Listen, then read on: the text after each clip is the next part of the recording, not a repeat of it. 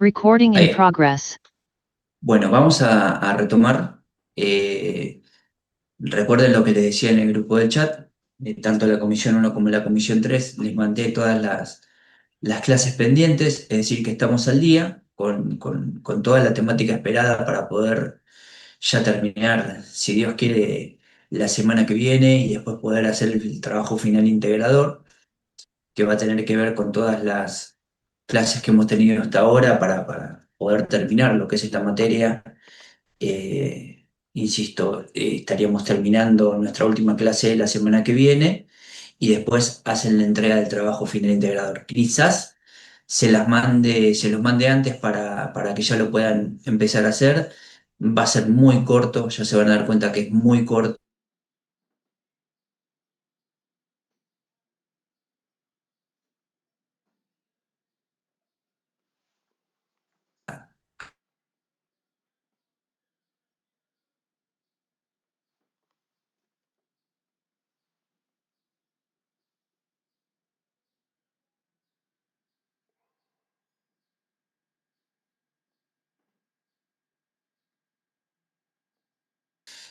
Si bien, además, este es un tema que nos toca en el orden del cronograma de clases que tenemos,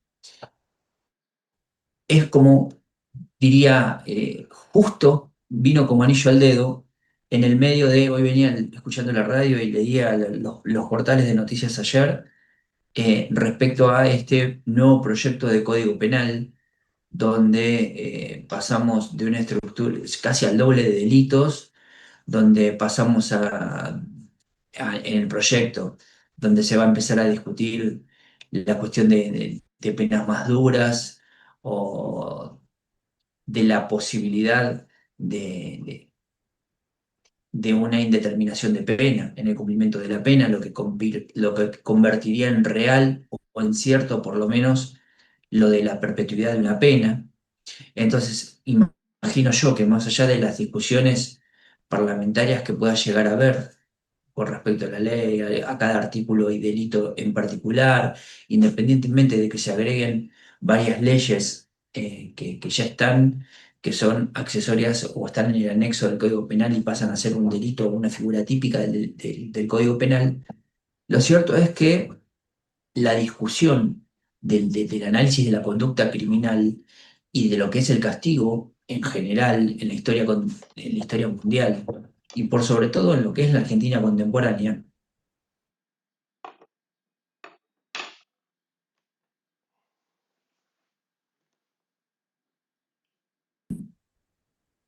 a esta discusión, es decir, cómo nos tenemos que parar desde el escenario de la gestión penitenciaria, porque la idea no es hablar simplemente de cómo esto puede impactar en reglamentos internos o por ahí en procedimientos de seguridad, sino que la idea es ver o tratar de entender por qué, por ejemplo, las personas que por lo general desde el, el servicio penitenciario tienen que estar custodiando, esperen que estoy tratando de mentir a todos los que me faltan, ahí está.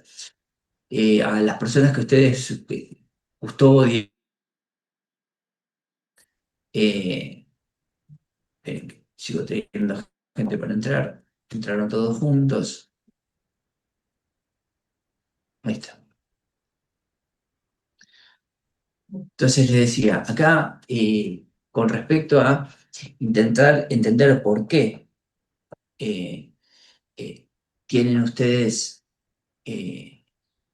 cada vez un mayor número de personas y visto desde el otro lado del mostrador, por qué cada vez hay mayor.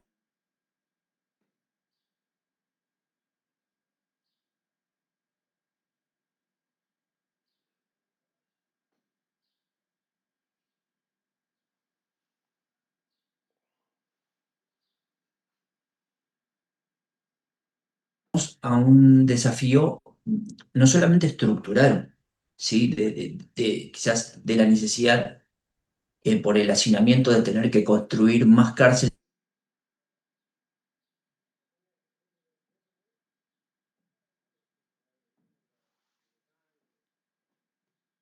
en vez de ser estructural, el desafío es intelectual y quizás desde cierta manera también práctico, porque lo que se tiene que hacer es, y lo que vamos a intentar hacer en estas dos clases que nos quedan, es desentrañar todo lo que es eh, la aplicación práctica de todas estas teorías que venimos dando en cuanto a la compleja red que tiene el delito o que une el delito con la sociedad y con el castigo y cómo a su vez eso repercute en la política criminal, que castiga ese tipo de conducta y de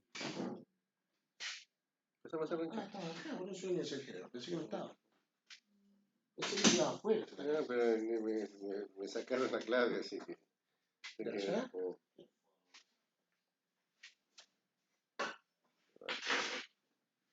legisladores que discutan los pormenores de las leyes, lo cierto es que va a ser el criterio que se siga respecto de la imposición del castigo, respecto de la duración de las penas,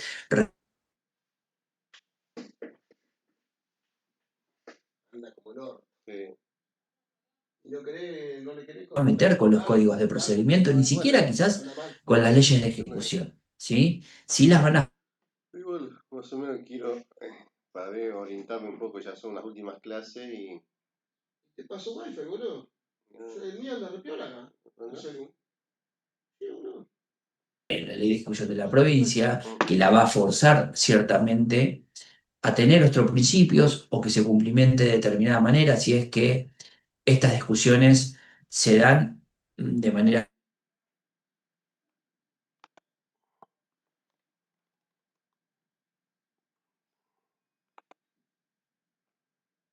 es fusionar justamente estos dos bloques de análisis.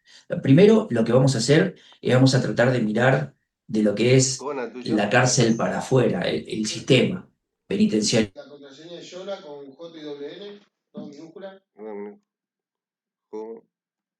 Sí. 7340.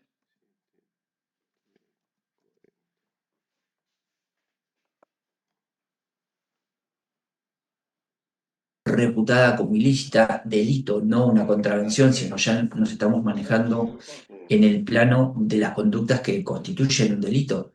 Entonces ahí la cuestión Este lo tengo pasa por porque entender lo adelanta si hoy. la persona que comete esa conducta Sí. es un actor racional que piensa que No elige la escribo realización de la así. conducta o si esa persona es un factor cultural para que el delito ocurra. Es decir, ¿qué es lo que pasa fuera del sistema penitenciario? O sea, eh, ¿es víctima de la desigualdad la persona que comete el Mi momento delito? de materia está metida de ¿Es lunes una persona que piensa y lo elige al delito? tengo Entonces, clases por de el otro clase. lado, si nosotros miráramos de las puertas del servicio penitenciario hacia adentro y empezamos a analizar el bloque Pero de si lo que querés es que el gente sistema lo que penitenciario, dicen los chabones cuando van a hacer eh, paro. tendríamos que preguntarnos en el momento de realizar lo que es la ley de ejecución, ¿por qué castigamos? ¿Por qué existen tensiones Yo hoy estoy en la estudiando Argentina entre lo que dos es materias el que están punitivismo para. y el garantismo? Y eso lo vamos a ver justamente en la discusión que haya Digo, en vos, todos los bloques de las discusiones parlamentarias con respecto a esta está piola. modificación que se quiere hacer del Código Viste que Penal. son Que más no digo a priori ni que está bien ni que está mal. este, Lo que digo es que claramente, y lo que está bueno, y va a estar muy bueno presenciarlo, van a ser las discusiones que va a haber en torno a el aumento de las penas, si eso va acompañado de una corrección en la ejecución de la pena, de si esto va a traer como consecuencia que haya más gente en la cárcel, si esto va acompañado de la mejora de los recursos, no en la necesidad de simplemente de hacer más cárceles, porque esto va a insumir más personal, que esté mejor remunerado.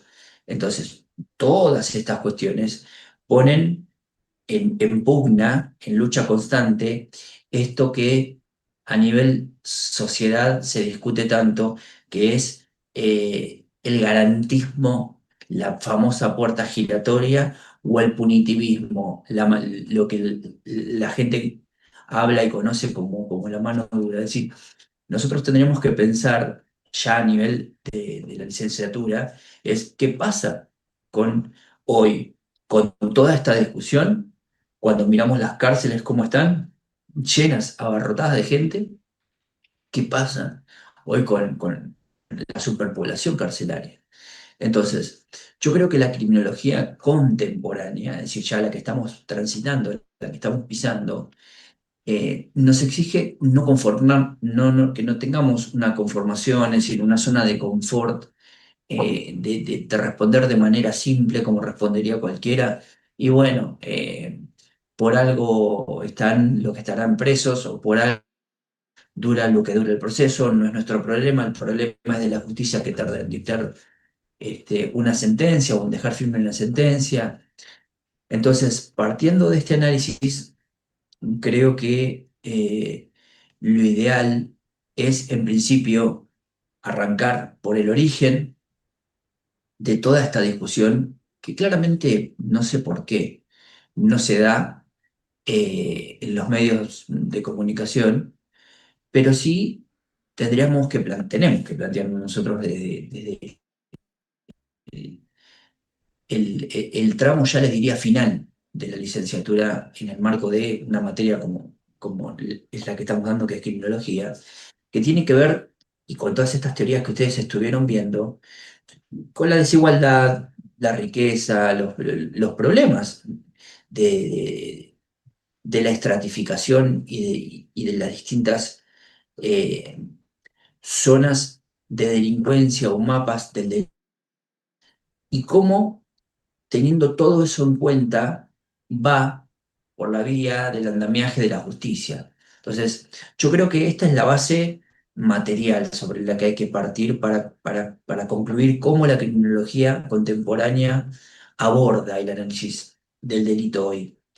Ya no podemos hablar de delito, crimen o conducta criminal o conducta típica, como le gusta hablar a algunos jueces, sin que hablemos claramente de lo que es lo mismo que utilizan para la graduación de la pena. Es decir, si yo en el homicidio tengo de 8 a 25, ¿por qué 8? ¿Por qué 25?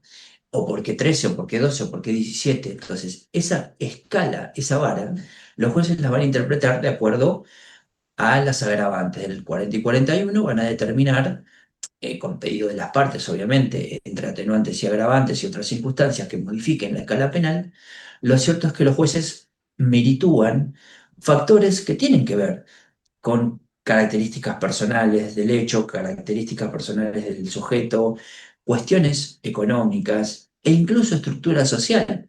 Entonces, si esto está presente en la graduación de la pena, existe una interconexión que es crítica, creo yo, entre lo que es el delito, la pena y lo que es justamente esta estructura socioeconómica, que incluso esta cuestión o esta mirada socioeconómica forma parte de la mirada del servicio penitenciario en el momento de tener que hacer los informes técnicos criminológicos para que una persona pueda o no tenga la viabilidad o inviabilidad del acceso a alguna salida anticipada.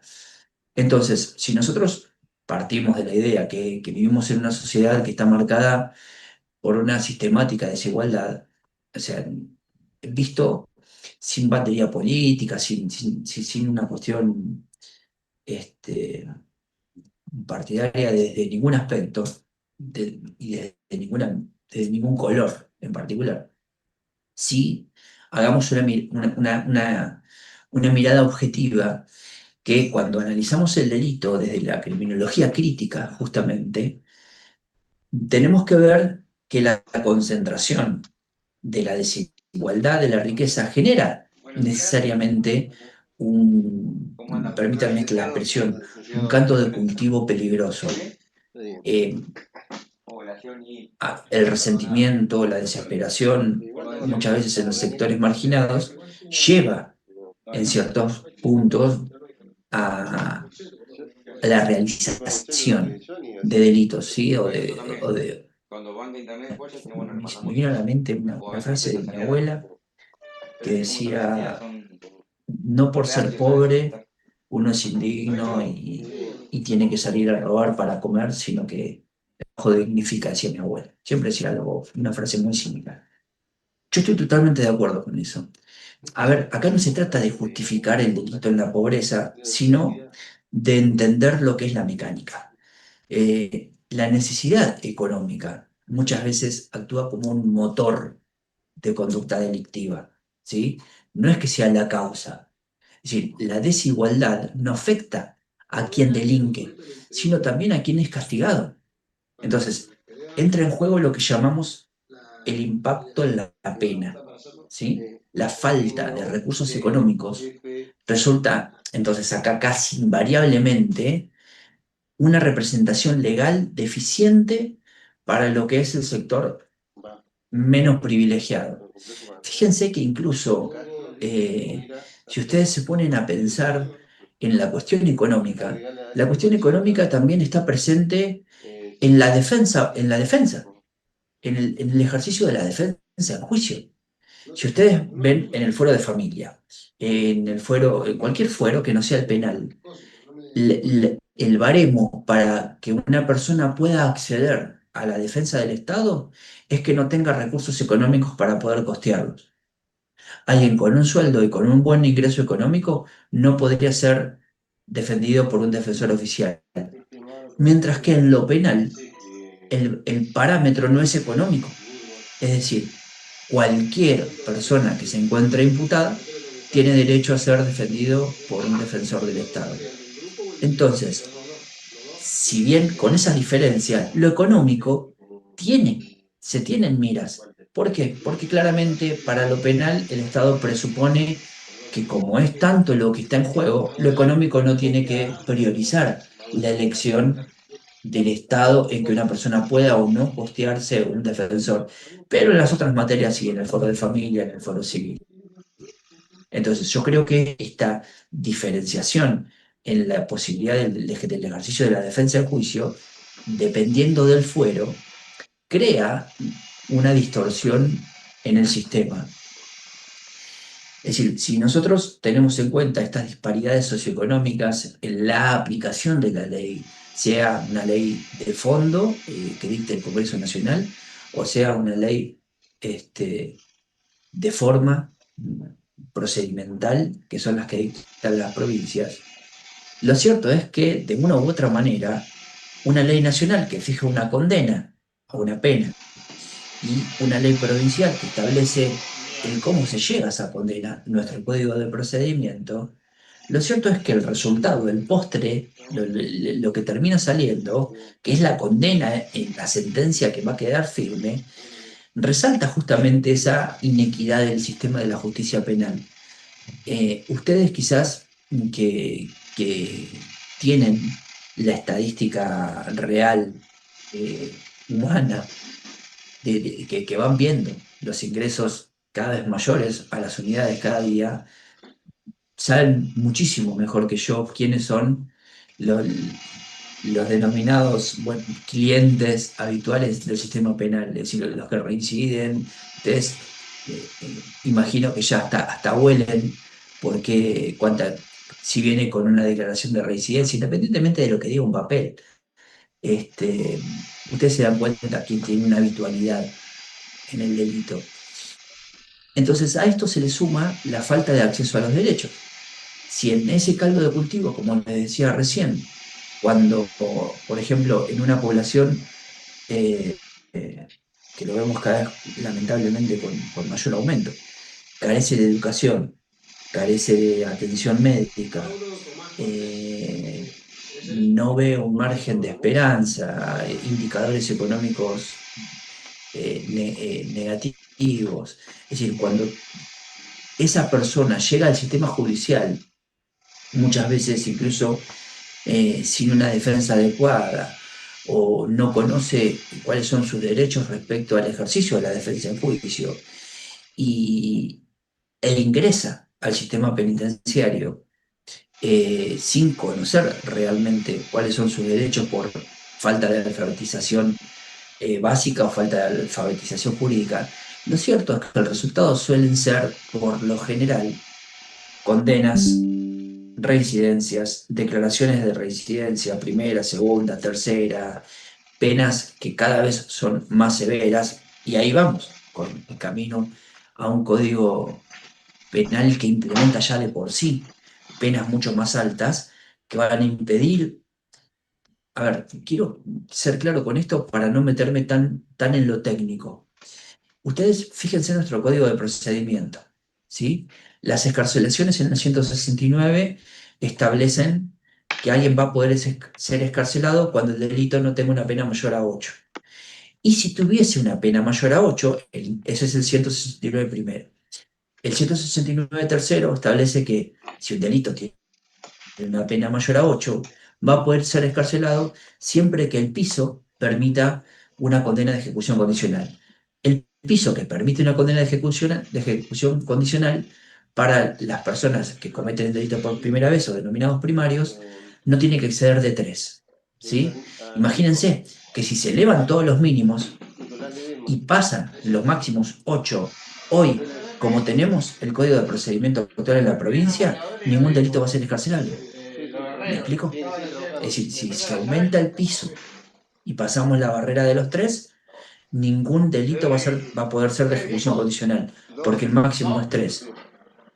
Entonces, de ahí es que desde una ley nacional vamos a empujar a que un código de procedimiento o una ley provincial tenga que cambiar o no la estructura de la aplicación de esa ley y el juzgamiento de los delitos que prevé esa ley o la verificación de la pena que se debe imponer a las conductas de esa ley. Entonces, esto es lo que yo les hablaba cuando les decía el andamiaje de la justicia. Si la sociedad percibe que el sistema es parcial, que es lo que estamos hablando, eh, esto desalienta la cooperación y la confianza en la ley misma. Es decir, la discriminación en lo que son las decisiones judiciales. eh, Marcan un círculo. Esto lo vimos en un momento cuando veníamos al principio de las teorías. Recuerden esta frase que creo que se las hice remarcar, pero es muy importante, lo de perpetuar el ciclo de la desconfianza, ¿no? Eh, Desde esta perspectiva, la- las soluciones no pueden ser solo políticas. Eh, Recuerden cuando hablábamos de la simbiosis que había que tener entre la política criminal, la política gubernamental y la política penitenciaria. Es decir, se requieren reformas estructurales, pero teniendo en cuenta justamente la suficiencia económica o social que tenga el país que quiera hacer una reforma de esta profundidad. ¿Estamos en condiciones materiales, con recursos económicos, para que empiece a haber más gente dentro de las unidades penitenciarias? Puede ser que sí, puede ser que no. La respuesta yo no la tengo, claro está. Sí sé que va a faltar más cárceles y sí sé que va a faltar más personal, y en vez de más personal también va a faltar que aumenten los recursos y esté mejor el personal que ya está, ¿sí? No es por cantidad, sino mejorar la calidad. Y mejorar la calidad es que ustedes tengan una mejor remuneración por el trabajo que están haciendo y un montón de cuestiones más, que claramente no se agotan en una discusión, como les decía, parlamentaria de si está bien aumentar este delito en particular. No, hay que pensar en todo lo demás, porque es todo lo demás lo que va a soportar las consecuencias de esa decisión de ampliar o no la pena a imponer en un delito. Esa es la discusión que trato de que con esta, con el diario del lunes, como digo yo, hoy, después de la clase de hoy, cuando empiecen a ver, insisto, no es a tiempo real, recontra real, es a minuto a minuto. El proyecto lo mandaron ayer. A partir de hoy van a escuchar, van a leer innumerable cantidad de cuestiones y opiniones sobre la necesidad de aprobar esta ley, de aumentar las penas y aumentar la cantidad de delitos y la decisión de la prescripción con respecto de impedir la prescripción de ciertos delitos o bajar la edad de imputabilidad, bueno, todas esas discusiones que van a haber desde hoy en adelante, a partir de ayer, con este presupuesto, que vuelvo a reiterar, está perfecto que esto se discuta. A ver, ¿qué me decís? Alberto, activate el micrófono si podés, ¿eh? Sí, estoy totalmente de acuerdo con lo que decís. Si todos leen el chat, estoy de acuerdo con lo que decís. Em, le- le su- ok, listo, perfecto, entendido. Pero aquel que quiera dar una opinión como Alberto, recuerden, yo no lo digo siempre, pero se activan el micrófono, me paran y nos ponemos a charlar, ¿eh? No, no dejen que esto sea un monólogo. Bueno, les decía entonces, creo que, y esto es lo que me gustaba, por eso insistí anoche tanto en que quería verlos, era justamente para plantearles, o plantearles no, plantearles esta problemática, plantarles esta semillita de que empiecen a mirar con un espíritu bastante crítico, no crítico sí, Alberto, dale, no hay ningún problema. No, no crítico de ponernos en la vereda de criticar por criticar, sino de crítico en la construcción constructiva, cuando hablamos de crítica constructiva, ¿no? Es decir, pensar si realmente el abordaje que se está dando del tema está bien. Por eso es que entiendo que desde esta perspectiva, mejorar el acceso real a la justicia y promover estos enfoques de justicia, sea la justicia restaurativa, sea la justicia racional más eficiente o más eficaz, con las salidas alternativas al proceso, sea para que la gente esté menos tiempo en la cárcel, me refiero, ¿no?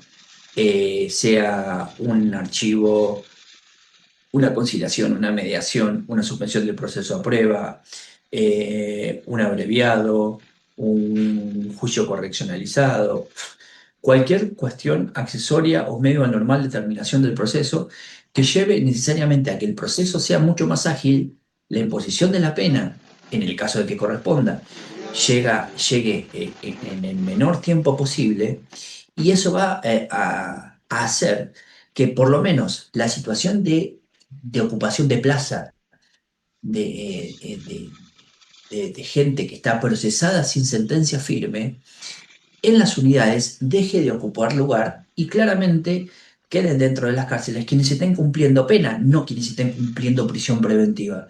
Porque eso ya no es un problema estructural del servicio penitenciario, ya es un problema del sistema de justicia que tarda en darle firmeza a una decisión jurisdiccional. Entonces, creo que la búsqueda tiene que estar en este lado, en mejorar el sistema y no simplemente en castigar, ¿sí? Eh, Esa es la discusión que creo que, o por lo menos la crítica constructiva que creo que ustedes tienen que plantearse a medida que escuchen o lean a partir de hoy todo lo que se diga con respecto a la creación de esta ley. Porque independientemente del tiempo que a ustedes les quede de servicio, van a convivir, van a convivir con la aplicación de esta ley, van a convivir con las repercusiones de esta ley, tanto a nivel administrativo como tanto a nivel operativo en la función que cumplen. Porque si ustedes, pasando esta introducción, si ustedes tienen en cuenta lo que es la otra cara, no el análisis administrativo, parlamentario y judicial. Si miramos al delincuente racional, es decir, el que elige cometer el delito, y lo que es el entorno que lo lleva a cometer el delito, vamos a ver que no toda la criminología pone el foco en lo que es la víctima social, porque hay una corriente muy influyente y especialmente en lo que es en el diseño de la política pública, que ustedes también tienen que conocer, que es el análisis económico del delito. Sí, acá cambiamos de anteojos para mirar la realidad, ¿no? Es decir, la teoría del análisis económico del delito aplica lo que son los principios económicos a la comprensión del comportamiento delictivo. A ver, acá ya no vemos a la persona que comete el delito como empujado a la desesperación, porque si no estaríamos hablando de que los delitos que tendrían que ser mayormente cometidos en estadística son los delitos contra la propiedad, y no necesariamente son los delitos contra la propiedad que serían los movidos por la desesperación económica, sino que tenemos altas tasas de delitos sexuales, altas tasas de delitos cometidos bajo efectos de estupefacientes o movidos por una necesidad de consumo, no por una necesidad económica. Lo económico reside en la causa de motor para la compra del estupefaciente para el consumo y así otras explicaciones que no tienen que ver necesariamente con lo económico. Sin juicio del análisis económico del delito. Es decir, no tenemos que ver a la persona eh, motivada pura y exclusivamente por una situación de desesperación económica, sino como un actor que toma decisiones bajo una lógica de racionalidad, que elige realizar tal conducta conociendo, sabiendo que quiere realizar esas conductas, independientemente de que conozca o no el resultado de esa conducta. Es decir, sabe que si esa conducta la comete es un delito, independientemente de que no está pensando, bueno, en vez de este delito por tal pena voy a cometer este que tiene una pena menor, hablando de costos-beneficios, sí, que ahora lo vamos a ver. Es decir, bajo la teoría de la elección racional, que es otra mirada para poder entender ciertas clases de conductas, se llama así, teoría de la elección racional. La persona que realiza la conducta se asume como la persona que sopesa los costos y los beneficios antes de actuar.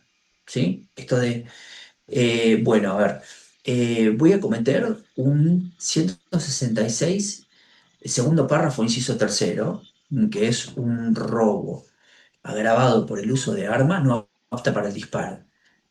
¿Por qué lo digo en forma terminológica y en forma Vos típica? tenés, pero no es Porque la pena vos tenés para, que para el prevenir. 166, Vos segundo párrafo, tenés que inciso portarte. tercero, prevé un delito de robo calificado disminuido, en donde la pena por el piso, que es de 3, Después yo te más o menos si te voy a la, dar los si, tiros. si la balística da que el arma no era apta para el disparo, Sí.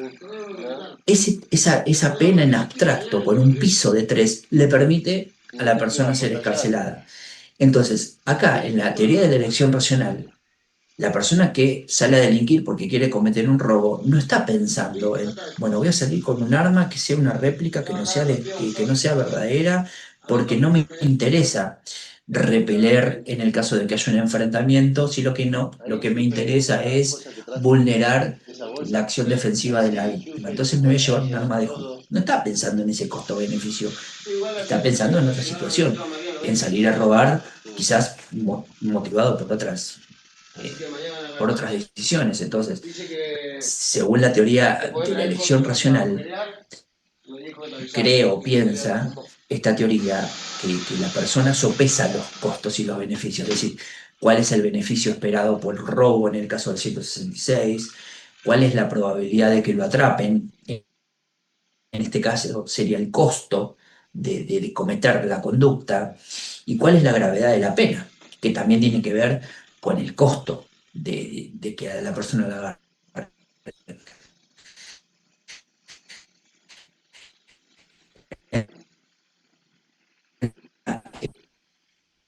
Supera el costo, por lo menos es una visión donde la prevención eficiente va a consistir en poder manipular los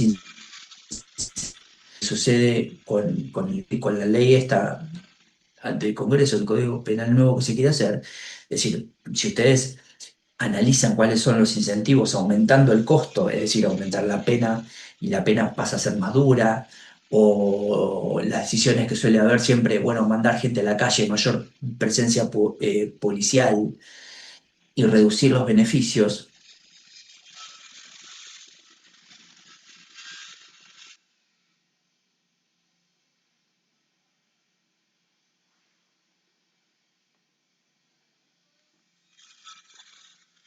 factores psicológicos y sociales que son los que pueden llegar a motivar a que alguien decida cometer o esté motivado o motorizado a cometer una conducta de tipo criminal. En paralelo con esta teoría, con esta visión de elección, es decir, la visión racional de elegir cometer, surge, y en algún momento lo van a leer en algún lugar seguro, independientemente de que está dentro del programa como una teoría criminológica que tenemos que ver, y lo van a leer porque es muy particular. Esta teoría nace en 1982, que es la teoría de las ventanas rotas, que esta teoría fue desarrollada por Wilson y Kelly y utiliza la metáfora de un edificio con ventanas rotas como símbolo de desorden y, dicen los autores, y de negligencia. Desorden y negligencia. La premisa en este caso es simple, es el desorden físico, por ejemplo, el vandalismo, envía señales de que a nadie le importa, es decir, de que hay una falta de control. Si no se repara la ventana que está rota, en la proximidad del tiempo, las demás ventanas van a seguir, se van a empezar a romper. Es decir, si no se controla el desorden, perdón, si no se controla el desorden menor, se invita, si se quiere, al delito mayor. Es decir, llegó a estrategias que las vimos en esa época, por eso esperen, discúlpenme, les decía que se fijaran en la fecha, para aquellos que por ahí peinan caras como yo, o tienen quizás algún par de añitos más que otros en el servicio penitenciario, piensen en lo que era en la provincia en la época que estaba Rukauf, cuando se hablaba de la teoría de mano dura, de tolerancia cero. Bueno, justamente venía desde esta situación. Las estrategias de tolerancia cero parten de esta teoría, donde se busca mantener el entorno y castigar las infracciones menores para prevenir las consecuencias de males mayores, es decir, delitos mucho más graves. Entonces, ¿cuál es, desde esta mirada de la conducta, la reacción del Estado? Esto lo analizamos desde el punto de vista de las teorías contemporáneas criminológicas, de las teorías del castigo.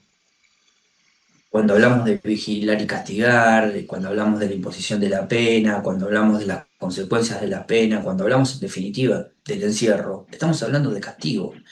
Entonces, si analizamos las causas, como les dije al principio, ya sean estructurales o racionales, tenemos que necesariamente hablar de su resultado, que es el castigo. Si la problemática del castigo es demasiado compleja, ni hablar que no lo vamos a agotar ni en una hora, ni en media hora, ni en 10 minutos, la cuestión del castigo es complejísima. Y así como han evolucionado las teorías criminológicas que analizan la conducta criminal, paralelamente hemos estado viendo que evoluciona históricamente, desde la retribución corporal hasta las ideas modernas de rehabilitación, reintegración, restauración, eh, respecto del delito o del castigo. eh, pero en definitiva, todas las teorías van a partir de la misma pregunta. Es decir, ¿por qué es necesario castigar? Si es necesario castigar, ¿y para qué castigamos? Entonces, las ciencias sociales nos ofrecen, de todas las que hay, elegimos dos para darle mayor preponderancia en esta licenciatura, que tiene que ver con la teoría del consenso y la teoría del conflicto. La teoría del consenso, que nosotros lo estudiamos en una materia que se llama Sociología Jurídica, donde los vemos estos dos autores que son Durkheim y Hirschi. Para estos autores, Durkheim es el que seguramente, si, no sé si lo llegaron a ver en las clases grabadas que le mandé, pero es el creador de la teoría de la anomia. El castigo es necesario para restaurar el equilibrio y mantener cierto orden. Establece que el castigo reafirma esos valores que comparte la sociedad y equilibran justamente estas fuerzas de choque. Es decir, es ante un desajuste en esa balanza, nos dice, esto está mal, y trata de volver a que haya un equilibrio. Hirschi, Travis Hirschi, con su teoría del control social, agrega que las personas cumplen la ley cuando tienen un lazo fuerte con la sociedad, es decir, con una familia, con la escuela, con programas de trabajo. Entonces, el castigo justamente lo que hace es reforzar esos límites, según este autor. Cuando hablamos de teorías de conflicto, eh, los exponentes más importantes desde la teoría del conflicto tienen que ver con el marxismo y la teoría del etiquetamiento, o como nació en inglés, Labeling Theory. Lo cierto es que si ustedes miran la vereda opuesta a lo que es la teoría del consenso, la teoría marxista ve al sistema legal y al castigo no como una protección de toda la sociedad, sino como una herramienta de la clase dominante para controlar a la clase oprimida, desde el punto de vista de la lucha social. Entonces, acá es donde es fundamental la teoría de la etiquetación o el etiquetamiento. ¿Sí? Esta teoría nos advierte que cuando el sistema, ya sea la policía, el servicio penitenciario, los jueces, colocan la etiqueta de delincuente chorro, homicida, criminal a una persona, cuando la etiquetan como tal, influye en su identidad, la están modificando. Esto se ve en la materia de subjetividad y contexto de encierro, donde uno puede influir incluso en la personalidad, en la conducta o en la identidad de una persona, catalogándolo o etiquetándolo en relación a la función de su conducta criminal. Y la aplicación selectiva de estas etiquetas, es decir, elegir por qué etiquetar de una manera hacia una persona, lleva necesariamente y consecuentemente a al agrupamiento de aquellos que ponemos con esa etiqueta, y lleva a la marginalización indirecta, porque sin querer los estamos marginalizando, los estamos dejando al margen a aquellos que forman parte de ese grupo. Y esto puede, Profesor, paradójicamente, en esa aumentar, teoría, sí, profesor, ahí en esa teoría, yo tomaba nota y dice que, bueno, a esa persona que la etiquetan se le cierra toda la puerta y esa persona, como dice usted, lo empieza como a aceptar y hace ese correcto, agrupamiento, ¿no? exacto, exacto. Entonces, por eso hablaba de que hay una marginalidad indirecta, porque uno no piensa en que está marginando, porque justamente el agrupamiento, el autoagrupamiento, ¿sí? Acá se juntan los que cometieron tal conducta, acá se juntan los que cometieron tal conducta, ¿sí? Parte de la teoría del etiquetamiento. Entonces, esto lleva después al autopercibimiento como parte de ese grupo. ¿sí? Y eso lleva después a la realización de conductas propias que te exige es la pertenencia a ese grupo. Esto, insisto, esto se ve el de ser por pertenecer en esta materia particular, pero parte de esto, de las consecuencias indirectas, implícitas e invisibles que tiene la teoría del etiquetamiento. No saber manejarlo puede incluso llevar a consecuencias negativas, bien como vos decías, Teresa. ¿Sí? Acá nosotros tenemos que, si nosotros llevamos por etiquetar a esta marginalización, podemos paradójicamente aumentar lo que es la conducta desviada. Es decir, el castigo, si hablamos de castigo propiamente, de hecho, el encierro y el agrupamiento junto con personas que realizaron el mismo delito de la persona a la que estamos marginalizando, en lugar de corregir, intensifica la exclusión, ¿sí? Es decir, tenemos que considerar además la influencia de lo que es esto que también decía Teresa, eh, técnicamente hablando, traduce después en lo que se denomina una cultura de masas, en los medios de comunicación, como entretenimiento. Ustedes fíjense, si los invito a que ustedes vean,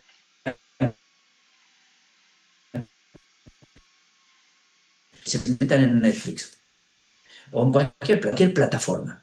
Fíjense cuáles son las series que mayor relevancia tienen en las plataformas. Digo por caso Netflix, El Patrón del Mal, y alguna que otra serie que tiene que ver con conductas criminales. Métanse en Universal, en Paramount, a ver a ver, Prime. Eh, no, a ver, la de HBO, porque es de HBO. Los Soprano. Los Sopranos siempre está en la lista de las 10 series más vistas. Están volviendo a estar catalogadas como prime time las películas de las del Padrino. Y me explico a dónde voy, es decir, hoy hoy vende la conducta criminal, ¿sí? El marginal, el spin-off este de la cárcel de mujeres, El Barro, en su momento fue Tumberos, en su momento fue otra serie. Eh, Me parece a mí que de ese punto de vista, la cultura de masa, por eso les hablaba que creo que en general, sin denostar, eh, los medios de comunicación y la representación del crimen como un entretenimiento influyen en cómo la sociedad pide que se castigue. Em, Quizás esto empieza a generar lo que empezamos a ver, o me pasa a mí por lo menos, yo no sé si a usted le pasa lo mismo, pero empezamos a ver eh, con más continuidad dentro de las cárceles esos estereotipos, si se quiere, de personas que ingresan en el sistema judicial. Es decir, el estereotipo de pibe chorro, el estereotipo de abusador serial, el estereotipo de este, eh, estos que entran y salen de las comisarías, el estereotipo de marginal, si se quiere, porque no respeta la ley, porque no la respeta, pero sin embargo no es que comete un delito por el delito en sí, sino porque vive todo el día dado vuelta. Eh, Creo que acá la respuesta del sistema punitivo, el sistema político, no debería en ese caso ser una respuesta más dura, porque esto necesariamente contribuye justamente a el empuje de la aplicación de la ley en la generación nuevamente de esta clase de estereotipos. ¿A qué lleva esto? a que tengamos modelos de política criminal. Es decir, si nosotros pasamos desde lo que estamos viendo, lo que es el simbolismo del enemigo, un hecho ilícito en contra de la sociedad, la presión social, la aprobación de series o películas que en muchos casos no tienen restricciones de edad y la puede ver cualquiera y está al alcance de cualquiera poder ver lo que se ve incluso en redes sociales y cualquiera de las redes sociales que nuestros hijos o De cualquier chico hecho, adolescente tenga a mano. en TikTok son como un Ya montón. a eso iba a eso, iba a eso. Ustedes no pueden ser ajenos que muchas personas de adentro de de las cárceles, Sí, y muestran la vida, lo que donde, hacen o a no, diario, exacto, y lo ven un montón de exacto, nenes. totalmente de acuerdo, es ahí a donde quería apuntar.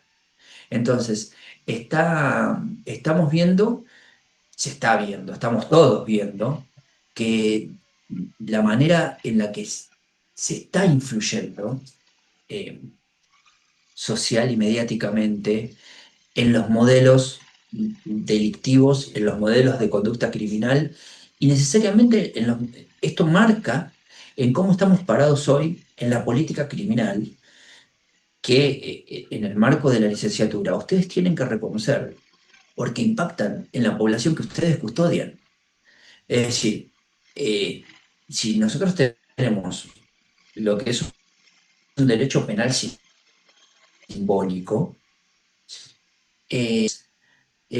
con sus respectivas penas, no por su eficacia real, sino por su función simbólica. ¿Sí? Lo que se busca es enviar un mensaje, es lo que yo denomino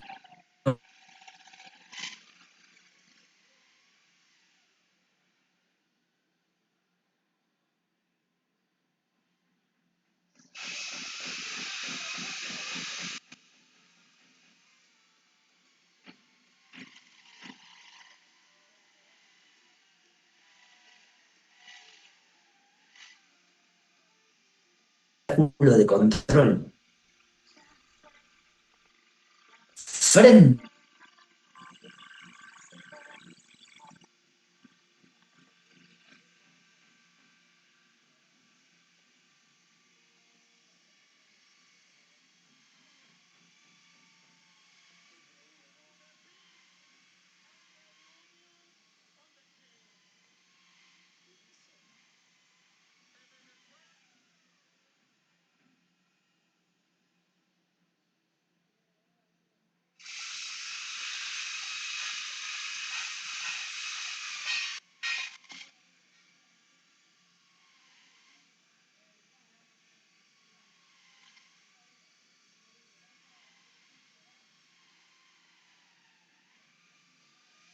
Recording in de progress. un sistema acusatorio en el 90, salir de un sistema inquisitivo en el 97, en la provincia en el 98, con la ley 11922, que es el Código de Procedimiento de la provincia de Buenos Aires, donde ya tenemos un sistema acusatorio, donde el juez deja hacer de instrucciones, de garantías, tenemos un fiscal, tenemos la defensa. Esto que se quiere hacer en Capital todavía no entra en vigencia porque hay una prórroga nuevamente, porque los jueces de instrucción de Comodoro Pi no quieren dar el brazo a torcer para la aplicación del sistema acusatorio en Capital.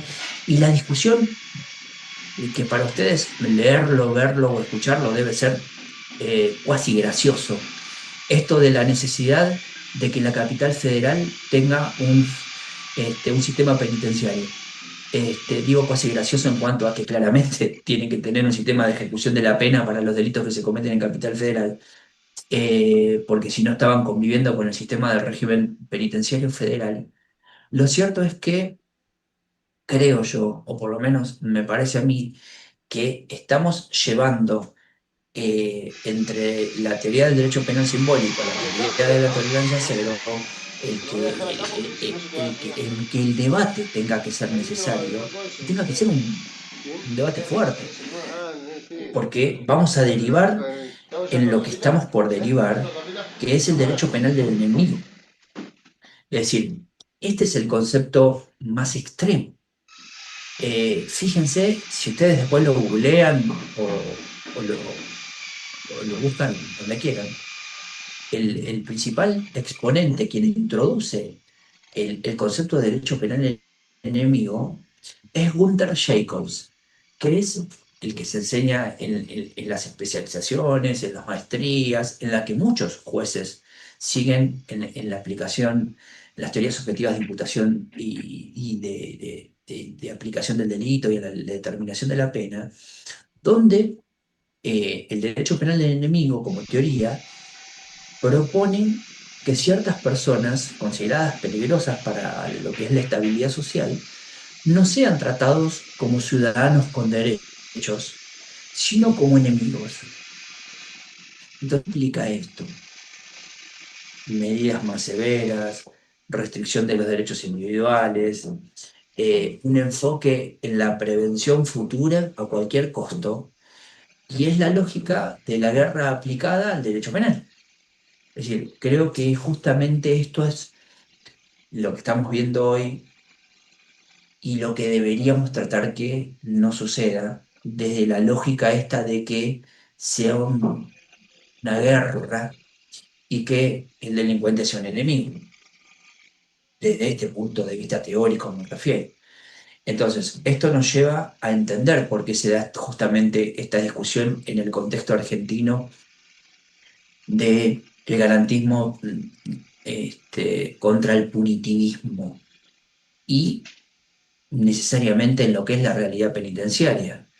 Si nosotros llegamos a comprender que en la República Argentina y en especial en la provincia de Buenos Aires, la problemática del castigo, ustedes lo ven todos los días, tiene características que son propias, que no todas las provincias tienen el mismo problema que tiene la provincia de Buenos Aires, lo mismo que la provincia de Buenos Aires quizás no tengan o sí en el conurbano tantos problemas como quizás tiene en provincia de Santa Fe, la zona de Rosario, pero lo cierto es que la problemática de la provincia de Buenos Aires tiene características muy propias. El debate central de nuestra política criminal y de nuestra política penitenciaria, nuestra me refiero ya como bonaerenses, es la controversia que se da entre el punitivismo y el garantismo. Y nosotros, acá me separo, los abogados defensores, por lo general, o los que estamos en el sistema como abogados particulares o representantes muchas veces de la víctima constituidos como particular damnificado, nos paramos en estas veredas opuestas. Exigimos castigo y por el otro lado hay una presunción de que el abogado defensor es ultragarantista.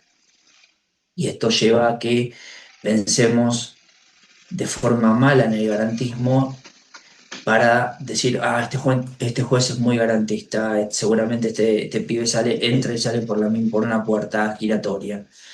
Y en realidad, partir del punitivismo o entender la teoría del punitivismo eh, no es como la gente normalmente lo percibe. Es un enfoque retributivo el de punitivismo. Busca el punitivismo penas que son severas, donde se prioriza la seguridad pública sobre la resocialización, sobre la reintegración o la reinserción, que es justamente lo que no quiere la ley de ejecución de la provincia de Buenos Aires. La ley de ejecución de la provincia de Buenos Aires y no es punitivista desde este punto de vista. El castigo no es un pago proporcional al daño, esto de lo que en nuestras casas nos decían ojo por ojo, y nosotros aprendíamos de lo que era el código de Hammurabi. Eh, Visto desde el punto de vista teórico, el punitivismo se lo marca o se lo subraya como la antítesis del garantismo. ¿Qué es el garantismo? es ver o entender o comprender cómo el enfoque está dado en los derechos individuales, no en los derechos de la sociedad. ¿Se entiende? Es decir, el punitivismo pone por encima el valor o el derecho de la sociedad sobre el plano individual. En cambio, el garantismo invierte justamente la mirada. La mirada la pone sobre el plano del derecho individual y sostiene que no se puede castigar por castigar, atropellando derechos humanos, derechos fundamentales, y de ahí que la ley que hoy ustedes están aplicando, la ley de ejecución, la 12256, es garantista. El norte, el objetivo, el principio, el fundamento, el bien jurídico protegido es la resocialización, es la rehabilitación y es la reinserción social. Entonces, acá el garantismo ve la pena, no la falta y la necesidad de no imponer pena, sino que ve a la pena o al castigo como una oportunidad de herramientas para evitar la realización de conductas futuras. Educación, oficio, polos industriales y así seguimos. Así que es lo que conocen la realidad penitenciaria que ustedes están transitando y que conocen hoy. Entonces, creo, y esto nos va a dar, nos va a ir ya metiendo en la conclusión de la clase de hoy, ustedes en la gestión diaria viven en la tensión entre estos dos modelos, en pugna constante. O sea, el punitismo y el garantismo están en pugna constante. Están en pugna ayer, hoy y mañana.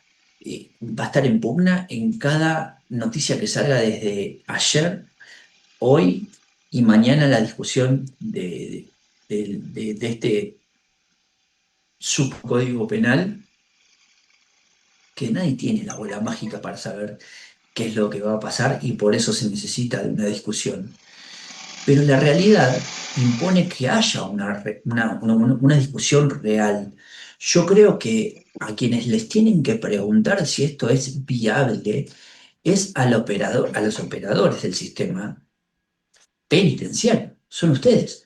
Es decir, yo creo que esto les impone a ustedes un desafío que va más allá de cualquier teoría. Fíjense, superpoblación y hacinamiento. ¿Es necesario que les diga que la Argentina hoy enfrenta un problema crítico de sobrepoblación carcelaria? Entonces, a mí me parece que no querer ver esto, no lo digo por ustedes, lo digo por los legisladores, no querer ver esto y la falta de recursos, los bajos sueldos, las malas condiciones laborales de ustedes, de quienes conforman el servicio penitenciario, humildemente, creo que pone en jaque un poco cualquier ideal de que hoy la ley de ejecución de la provincia de Buenos Aires y el sistema penitenciario puedan rehabilitar a una persona. Es decir, si no le ponemos más esfuerzo de lo que ustedes ya le están poniendo, porque no hay un acompañamiento de una política pública en función de la política penitenciaria y en función de la política criminal, eh, piensen en cómo se puede tratar o reinsertar, como pretende la ley, en condiciones de hacinamiento. Entonces, esto lo que empieza a cuestionar es la efectividad misma de la prisión como forma de castigo. Piensen en el flagelo de las drogas que hay en todas las unidades. Piensen en cómo entran las personas por el consumo de las drogas a las unidades. ¿Y esto a qué lleva? Al planteo, o por lo menos al replanteo de la salud pública.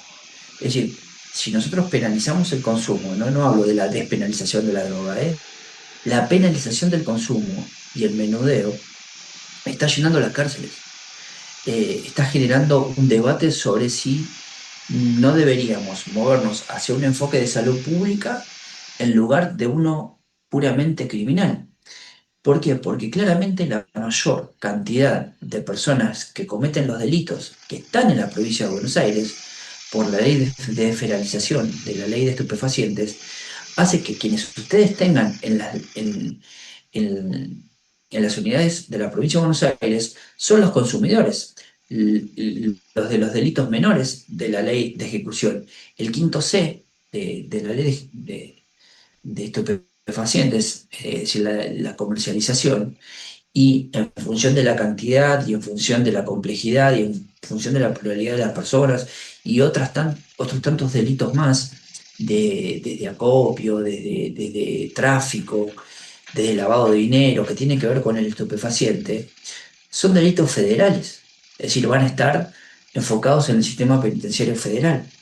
Entonces, ustedes tienen el descarte en las provincias, en las cárceles de la provincia de Buenos Aires. Esto también lleva a que haya una simbiosis necesaria de discusión entre lo que es la cuestión de las drogas y la salud pública penitenciaria. A esto se le suma, fíjense, la cuestión de género. Es decir, la cuestión de género no hablo de la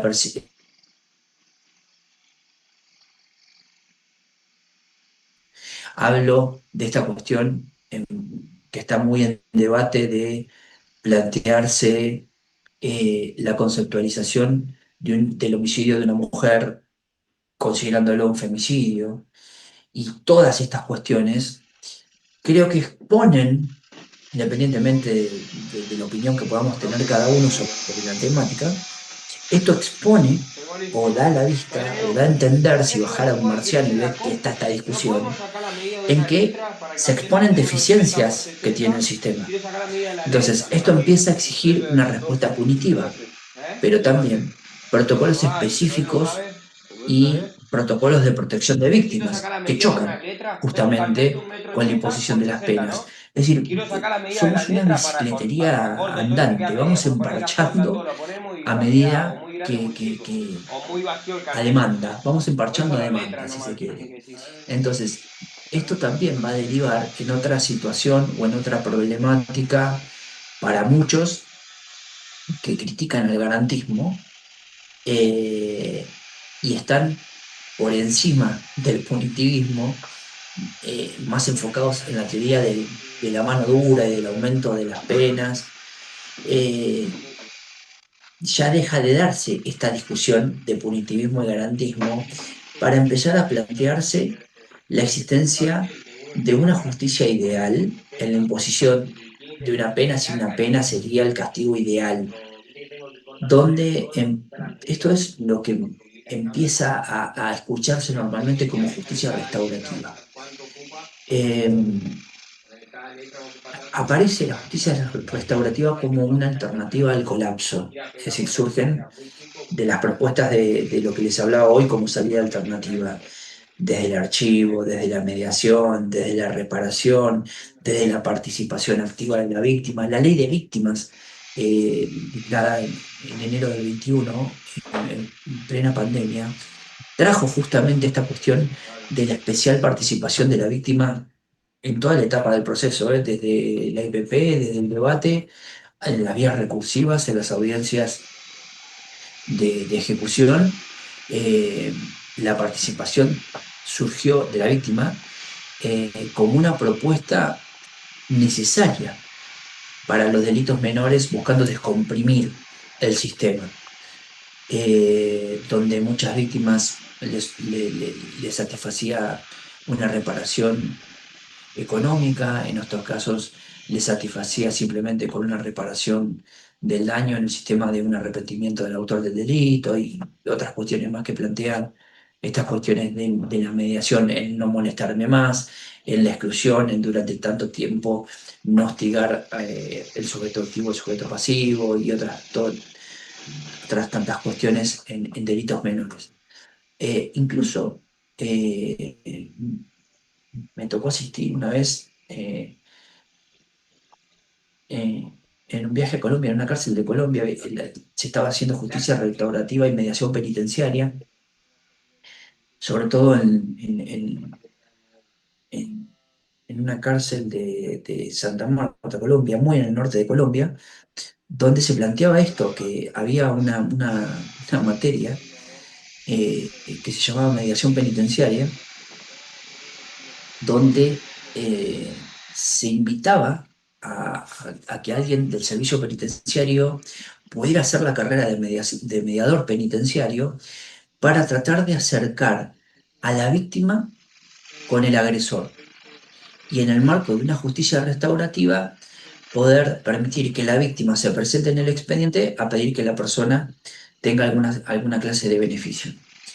Eh, Claramente, si nosotros estamos parados en un lugar en donde estamos a punto de mandar al Congreso una ley que va a cambiar el eje del Código Penal para pasarlo a ser más duro, esto es años luz, no lo vamos a ver en la Argentina por mucho tiempo. Entonces, acá es donde yo quería hacer la conclusión y por eso les decía que entre la clase de hoy y la que viene vamos a estar culminando con la idea central que les propuse en las primeras clases, de que esta materia sirve para que piensen o repiensen el rol de servicio penitenciario. Yo creo que, a ver, si nosotros vemos o hemos visto durante casi todo el cuatrimestre cómo la desigualdad estructural y la falta del acceso a ciertos derechos y empujan a ciertas personas a cometer conductas delictivas. Vimos que en muchos casos hay teorías económicas y teorías de control que intentan explicarlo, otras que intentan frenarlo. También analizamos, estoy haciendo memoria, en cómo el Estado se entromete en la manipulación de esa política criminal penitenciaria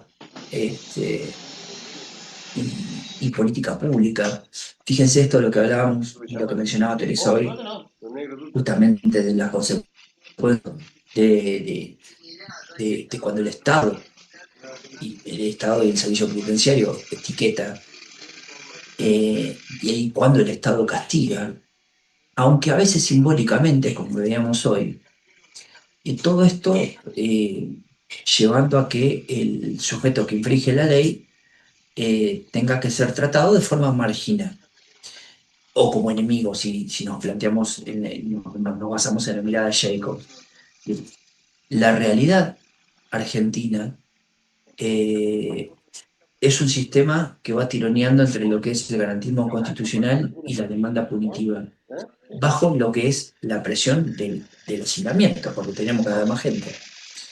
Entonces, si nosotros hacemos el estudio de estas teorías como un ejercicio abstracto, claramente no vamos a cumplir con la funcionalidad que tiene esta materia en esta licenciatura, que le va a permitir a ustedes como futuros gestores del sistema penitenciario, de ahí la gestión, la diplomatura en gestión penitenciaria, la licenciatura en gestión penitenciaria. Esto les va a permitir entender que esto es vital. Esto es vital para evitar que las cárceles de la provincia de Buenos Aires sean meros depósitos de personas, meros depósitos de enemigos, meros depósitos de personas etiquetadas. Y el desafío está buscar justamente ese equilibrio, es decir, cómo aplicamos las penas de una manera equitativa para evitar estos sesgos, o cómo gestionamos la seguridad sin poder perder de vista esa reintegración. ¿Sí? Entonces, desde ese punto de vista, mi analogía claramente va a permitir en ustedes la mirada crítica, entender si lo que se va a discutir a partir de hoy en el Congreso es justo o no, y creo que ustedes van y tienen que ser los protagonistas de ese diálogo. Esto es todo. Por hoy no te preguntas. Recording stopped. Si luego de varias, cuando terminemos las clases, me consultan por el WhatsApp. Profe, ¿le puedo hacer una consulta? Que Perdón. tengan una...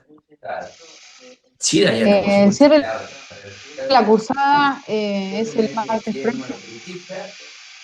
En principio, si todo saldría bien, sí, sería la última clase. La semana que viene. Y espera, nosotros cerramos la cursada el 19, estamos a 2. Cerramos la cursada el 19. En principio, nuestra última clase es el martes 9. En la semana del 16 al 19, del 15 al 19, ustedes deberían entregar lo que es un trabajo final o un TFI, lo que es el trabajo final integrador de la materia. Ahí estoy viendo cómo lo hacemos, para que sea lo más sencillo posible y lo puedan entregar mucho antes. Pero sí, nuestra clase es y lo que queda subirlo. Sí, y le consulto, ¿y cuándo nos pasaría el trabajo usted como para poder ir a haciéndolo con tiempo? Lo Sí, dije se al me hizo principio, tarde. vos entraste tarde hoy. Lo dije al principio. La idea sería ir mandándoselos esta semana para que no tengan solamente una semana y tengan mucho más tiempo, porque va a ser, ya les adelanto, es muy sencillo.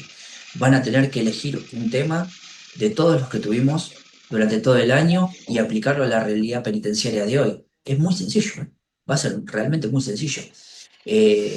No es un trabajo de investigación, es un trabajo práctico de aplicación conceptual, así se llama el trabajo. Eligen un tema y cómo se va a aplicar a la teoría penitenciaria. Ya prácticamente hasta te estoy dando el postulado. Va a venir así. Entonces, el trabajo, yo no les voy a pedir como un trabajo final integrador de la licenciatura. Esto no les puede llevar más de una carilla y media. De eso el que quiera puede escribir 70 páginas, no importa. Si no tengo límites, no les voy a exigir ni un piso ni un techo. Pero creo yo que es una respuesta que pueden dar en una página, en una carilla. Sí, así que quédense tranquilos con eso, que no va a haber ningún inconveniente. ¿Quedó?